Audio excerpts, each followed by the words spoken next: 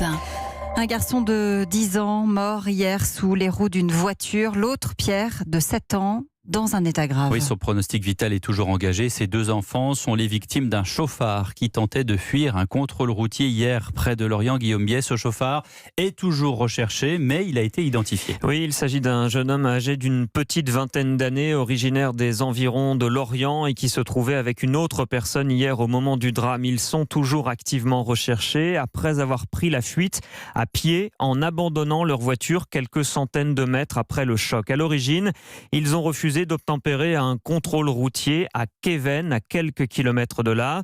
Le conducteur a d'abord fait mine de s'arrêter, puis il a redémarré en trombe et poursuivi par les motards de la gendarmerie qui ont rapidement abandonné vu les risques que prenait le chauffard lancé à pleine vitesse sur une large voie de bus qui plonge vers le centre-ville de Lorient. Il a d'abord percuté une voiture sans faire de blessés avant de faucher les deux enfants, deux garçons de 7 et 10 ans qui étaient sur un trottoir. Ils ont été transportés en urgence à l'hôpital où le plus âgé a succombé à ses blessures dans la soirée.